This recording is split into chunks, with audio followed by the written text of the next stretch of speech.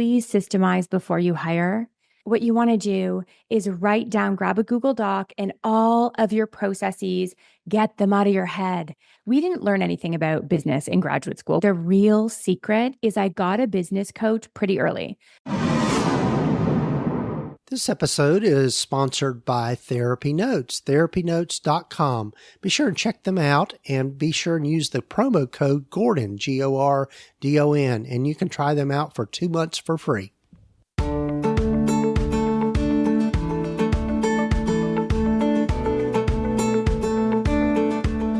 Over 15 years ago, when I started my private practice, I had to learn a lot, and most of it the hard way, and I don't think you need to do the same. Hi, I'm Gordon Brewer, a licensed psychotherapist, and welcome to the Practice of Therapy podcast, part of the Psychcraft network of podcasts. Join me in this journey of discovery as we have conversations with other leaders and professionals in both the mental and allied health fields. Join us as we explore both the business and clinical sides of running a private practice.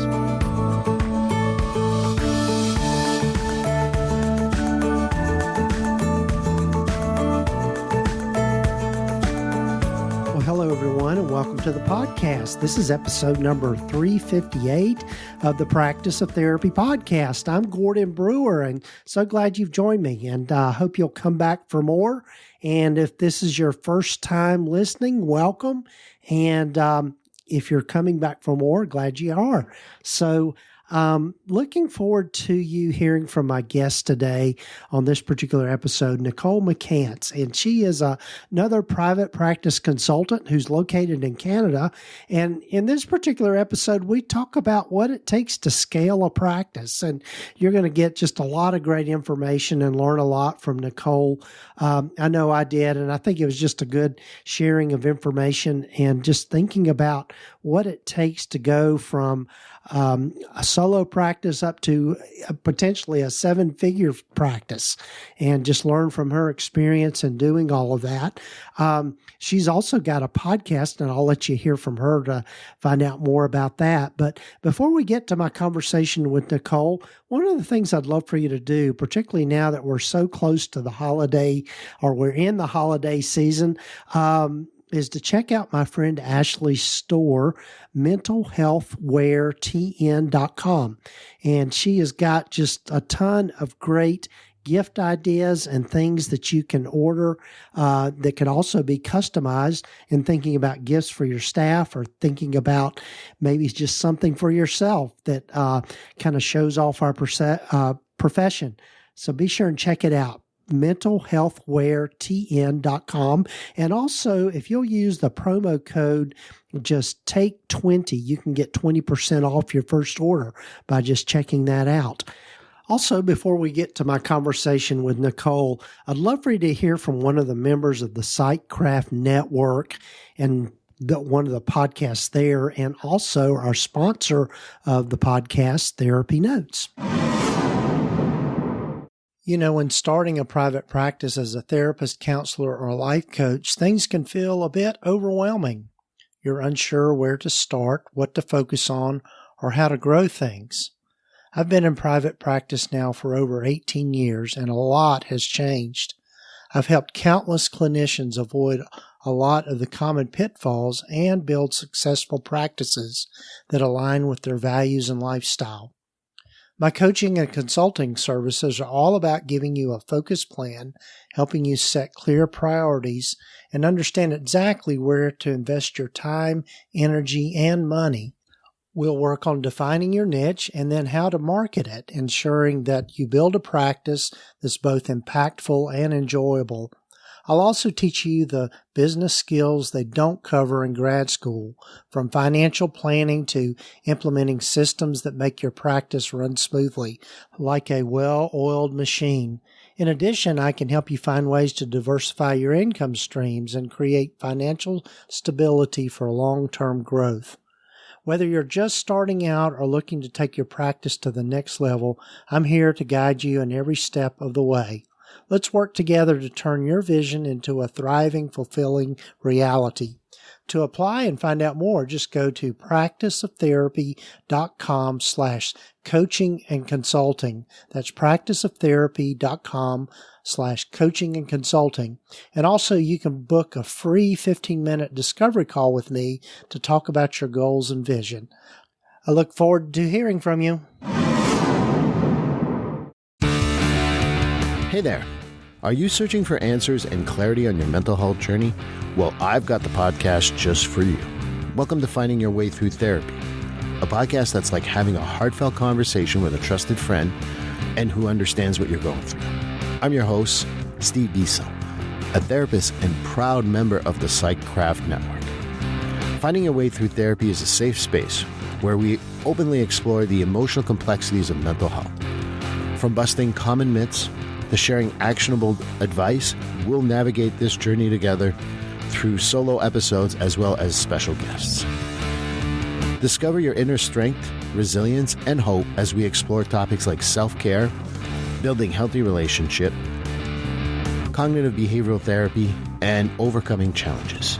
You'll come away with a renewed sense of self and the tools to create a life filled with fulfillment and well-being. So join me on Finding Your Way Through Therapy as we become your companion on this deeply personal journey. I am part of the PsychCraft Network and truly enjoy all the episodes. And back to your regular scheduled programming. Ready to upgrade your practice from a rusty bicycle to a shiny new sports car? Buckle up, because TherapyNotes is here to turbocharge your journey. It's the comprehensive practice management system you've been craving. Equipped with everything you need to navigate patient records, schedule seamlessly, host remote sessions, craft detailed notes, and tackle insurance billing with ease. And guess what? It's your trusty sidekick, available whenever and wherever duty calls. Picture having more quality time with your clients, all thanks to this digital assistant that never clocks out. Here's the kicker. It's Gordon approved, so you can trust it's the real deal. Bid farewell to paperwork headaches and embrace a new era of efficiency and top-tier care. Ready to level up your private practice game? Swing by practiceoftherapy.com/therapynotes and punch in promo code GORDON for 2 months on the house. Enjoy the show.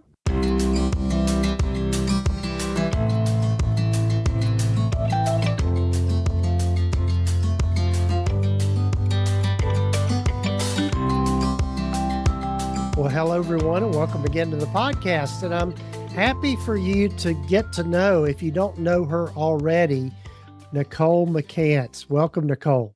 Yes, thanks for having me. Yes, and Nicole has got she has a podcast, and I'm going to get her to tell you more about that. But Nicole is located in Canada. And Nicole, as I start with everyone, tell folks a little bit more about yourself and how you've landed where you've landed. Oh my goodness. Yes. So before I forget, my podcast is The Business Savvy Therapist. If you want to learn how to grow, jump in there. I only work with therapists across North America. So I was in solo practice for 15 years. I loved what I did. I saw couples. I did EMDR. But I don't know about you, Gordon, but I just became not quite burnt out, but like I was getting there. I was actually getting really frustrated with hitting the ceiling in my income. I had a good life, but I had to see, just to be really honest, like way too many clients.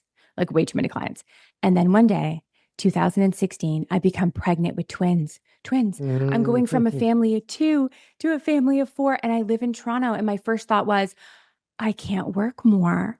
I want to work less. How am I going to do this? The only way to get the freedom and flexibility I knew was to hire. So guess what I did? Absolutely nothing. Because I didn't know the first step. There was really no business coach that I knew of back then to help me. So I did nothing. Fast forward, Jackson and Lucas are now 2 years old. Mommy's still working until 7 p.m. I remember those moments coming home and just feeling like overwhelmed with guilt. So it was just one fateful day that I decided, okay, I'm going to hire. Fast forward 3 years later, I have 55 therapists, multiple 7-figure group practice. But I'll tell you what I'm most proud of. It ran without me. This is what I teach people now as a business coach, because I told my husband, I'm doing this to get the freedom.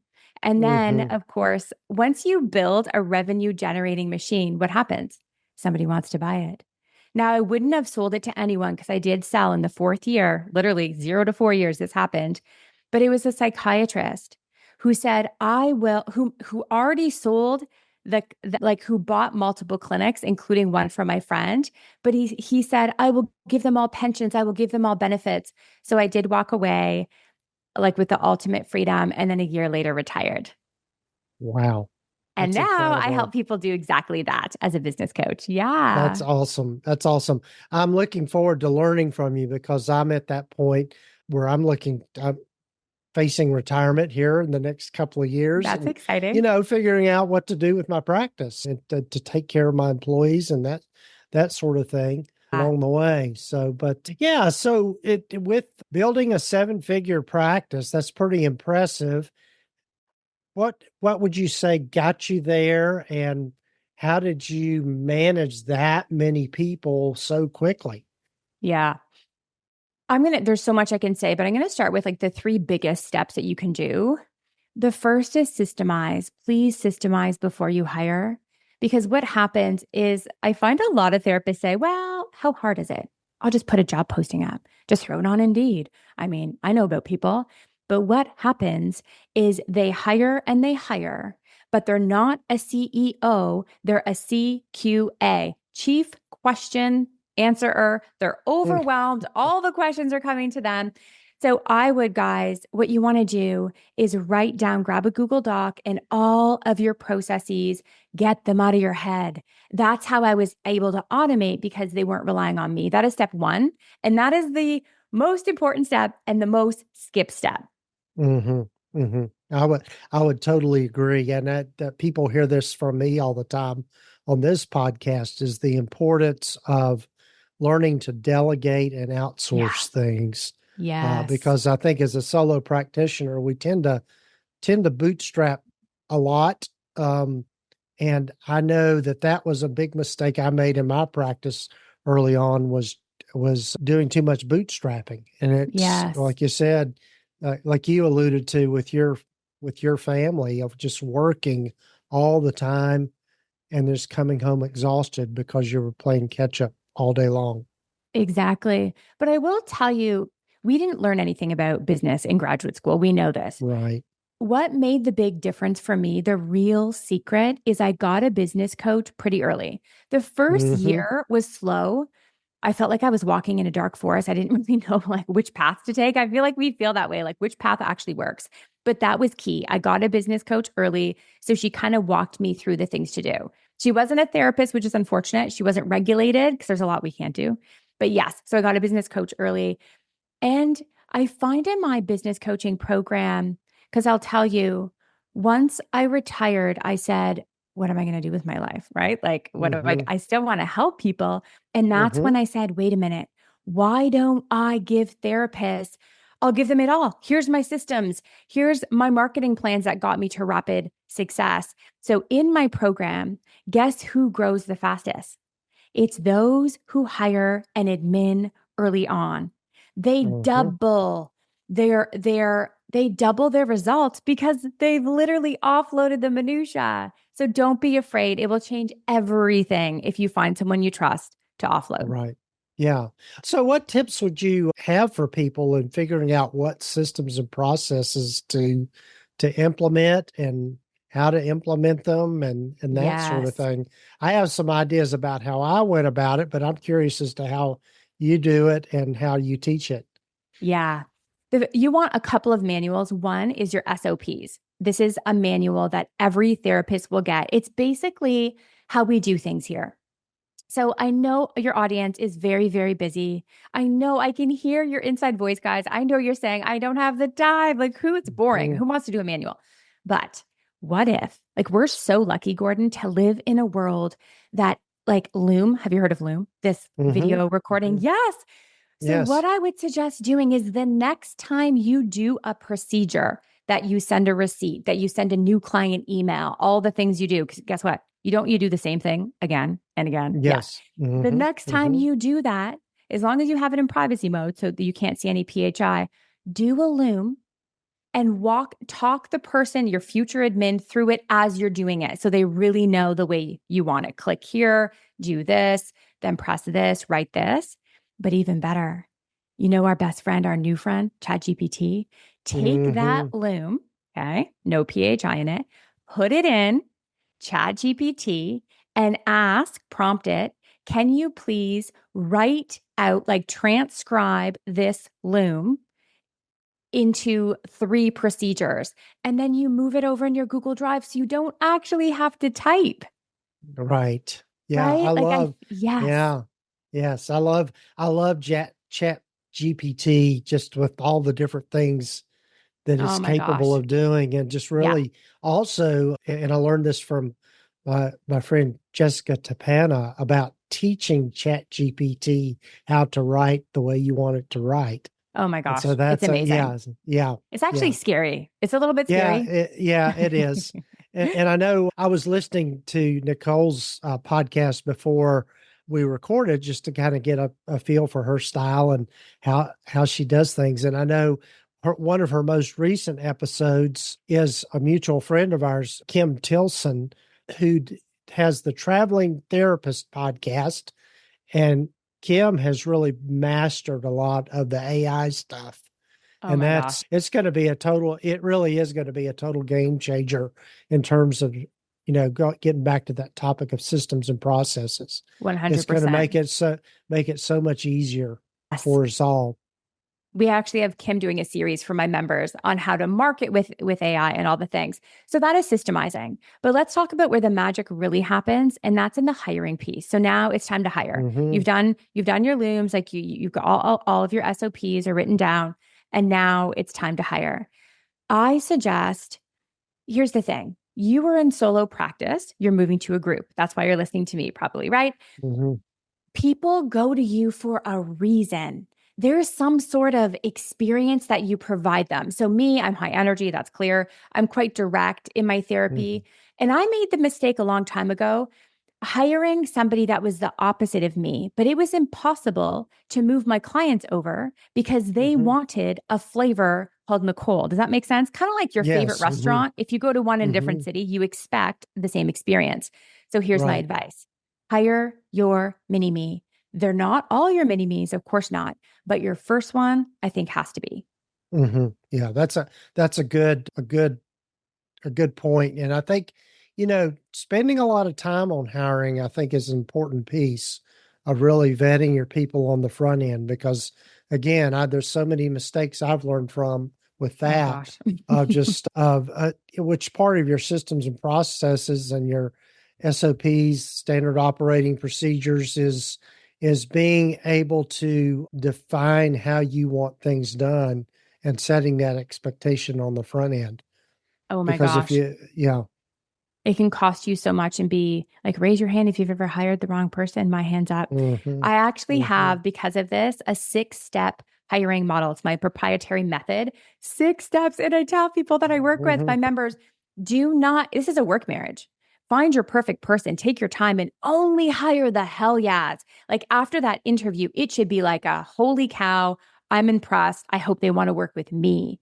Don't hire the people that aren't the A players. So 6 steps, and not until you go through all of them should you actually hire the person. Like really, I underline your point. Yeah.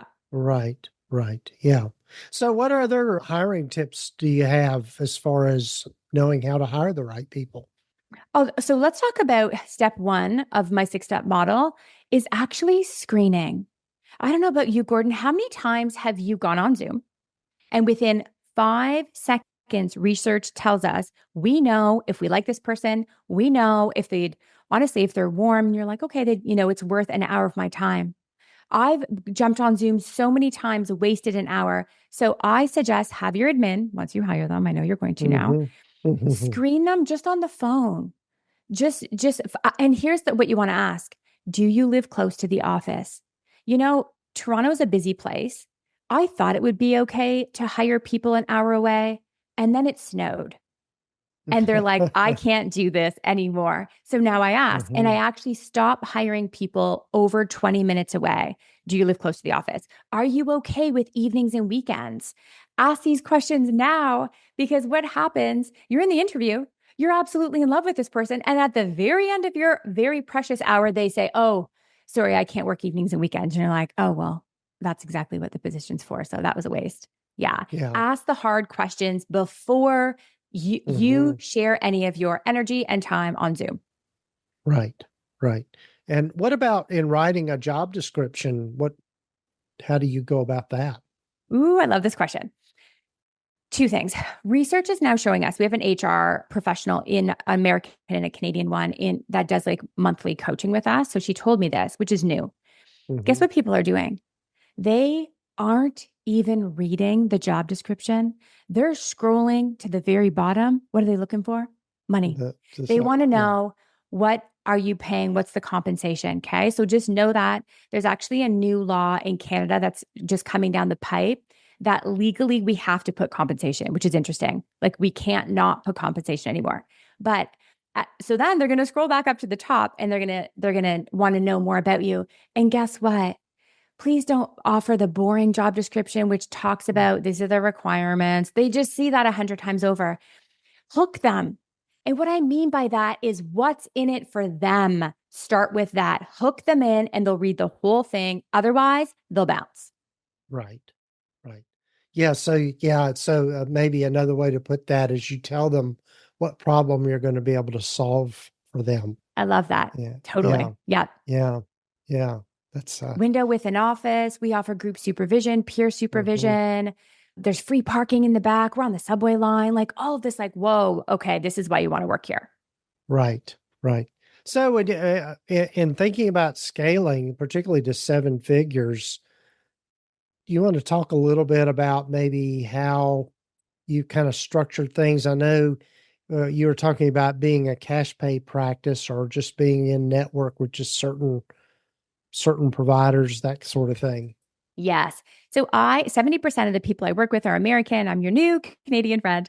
I was cash pay, self pay, and I help you be that. But there's a lot of people that join that say, I want to stay in network. So we build that, but maybe get off some of those panels that are such a headache and paying nothing at least.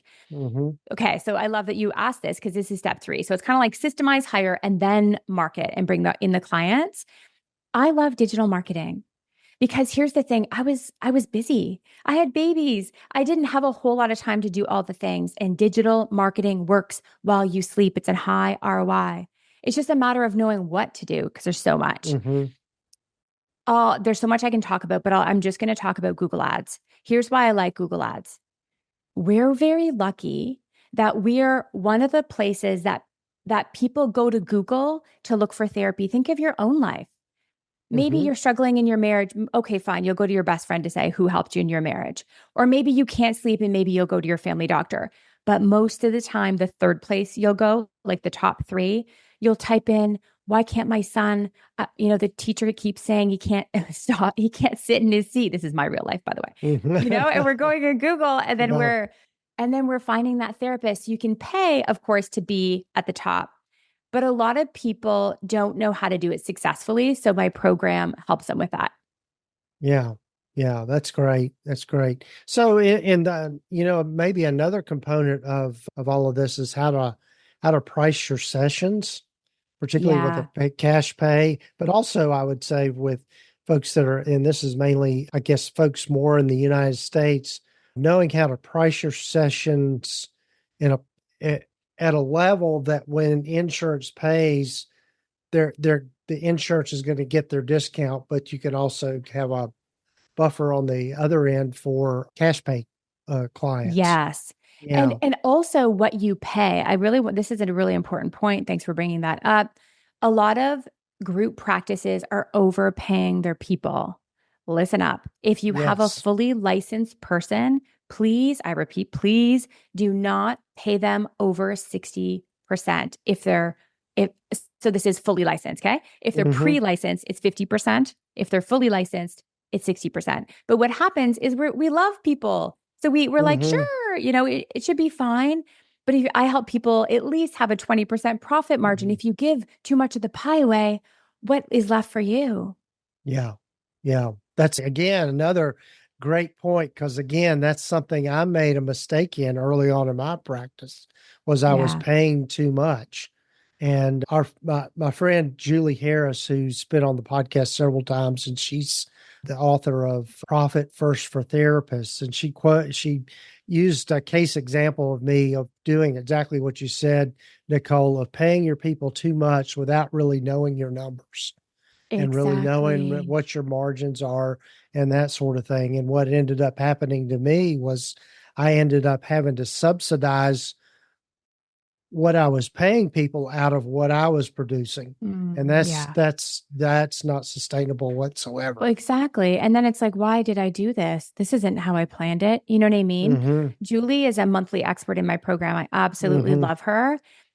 And what she talks about is like reverse engineering, coming up with your price, Mhm. but actually not just coming up with, oh, well, so and so down the road is doing this. Instead, how much do I want to keep? What's the profit margin based on, okay, and how much am I going to pay? And that's actually going to help you build out your session, which a lot of Right. people don't know. Yeah, really good point. Right. Right. Reverse engineer. Mhm. Yes, yes, I love that. And that is a good way to kind of figure out how much you want to work, how many clients you're going to need to sustain Exactly. the lifestyle and salary you want to pay yourself, and all of that is Which to is really fun. That's my favorite yeah, part. Yeah, when yeah, members come in, we're like, okay, let's talk about like how, how big, what do you want? Like yeah, so yes, exciting, that dream yeah, building. But if we can talk about profit for a second, because yes, when, at least in Canada, actually, no, I know in the States too, that when you sell, guess what they look at? Profit. They don't look at your revenue. They want to know how much profit you're keeping monthly, which is why I help people know their profit and have it be profitable, hmm, especially if you want to sell, which really ties into how much am I paying, right? Because if I'm paying too much, I'm not going to hmm. be as profitable. Yes, yes. Well, it's interesting too, and this might be getting a little technical, but knowing what to sell your practice for and how to sell it. How did you learn all of that? Oh gosh, yeah. So my friend sold her practice to this buyer, we'll call him, okay, psychiatrist Hmm. buyer. And I didn't just say, I'm going to sell it. This is my baby. Initially, I was like, no, I'm happy here. I'm during a growth fear. Like, we're in a growth period. But I watched her life changed. I watched her get paid because I was also worried, like, is that all going to happen? Hmm. And so when I was finally like, you know what, I think this is a once in a lifetime opportunity. I think I'm just going to like go for it. What happens is they go through all your accounting, every single contract. They want to know how long they've been there, what they're being paid, when the raise is coming up. And then they usually say, this is how much we're going to give you. And it's based on, now this is going to be technical, but don't worry, it's only one technical word. It's called the EBITDA, which is basically an accounting term. It's just profit. So it's not like I walk up to them and say, I want this much, seven figures. They go into my books, right? It makes sense. Like it's almost like having your house appraised. And then the appraiser Yes. says, this, yes. So my business was, quote, appraised. And then that's when they said, okay, it's worth this much based on the profit that's coming in monthly. Hmm. Hmm. Or actually, Did they? technically, it's the profit annually. Right. Right. When you transitioned out of owning the practice, did you continue to work for the company for a little Really while? good Because question. yeah. Yeah. Okay. So here's the thing, my friends. You probably in your career will get a phone call one fateful day.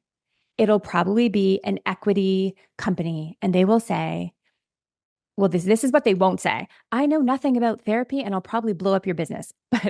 But what they will say is, you know what? I'll give you money, but a lot of the time they want you to actually that's not freedom to me. This is what happens. Hmm.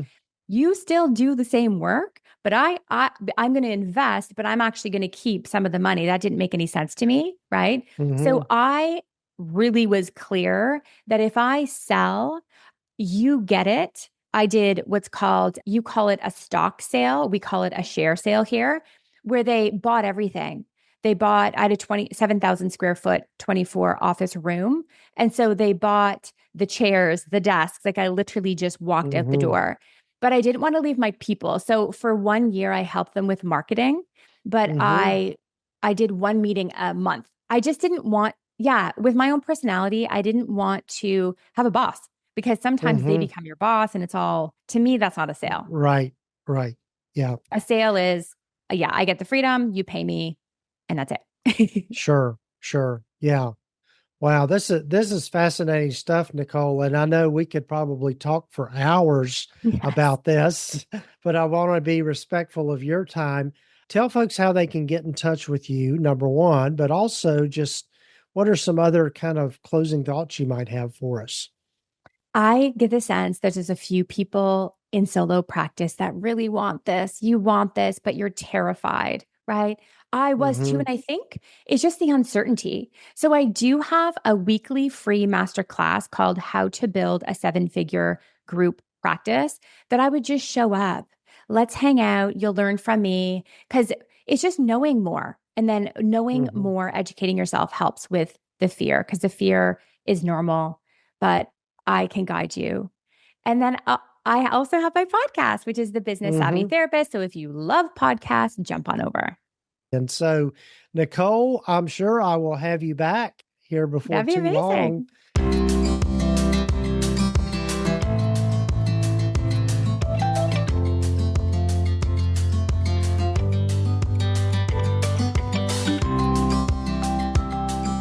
Well, a big thanks to Nicole for joining me on the podcast. And I hope you got some ideas and some things to think about and just maybe around your mindset around growth and scaling your practice. And but particularly, being willing not to bootstrap so much. I know we talked about that a good bit, but I think that's one of the things. I was talking with someone earlier today about the fact that I think a lot of times we tend to bootstrap too long rather, and are not quick enough in outsourcing things. So hopefully this gives you some things to think about. And be sure and check out Nicole's things. There are links in the show notes here, in the show summary, and I'm sure she'd love to hear from you.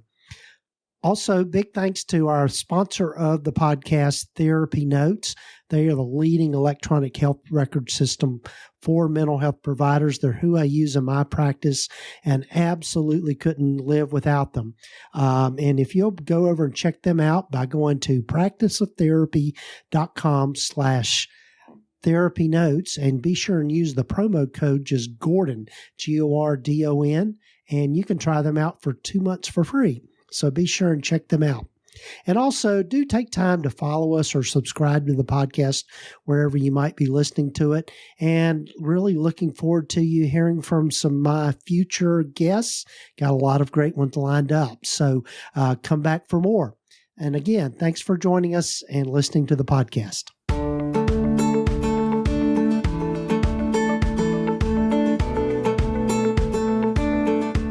You've been listening to the Practice of Therapy podcast with Gordon Brewer, part of the PsychCraft network of podcasts. You can find out more about the other great podcasts in the network by visiting psychcraftnetwork.com. And if you haven't done so already, please visit us at practiceoftherapy.com and get your free private practice startup guide, along with a lot of other great resources and webinars and free things just by visiting. Also, be sure to follow us wherever you might be listening to your podcasts. This podcast is intended to be educational in purpose and is not intended to give legal, accounting, or counseling advice. If you need a professional, find the right person for that.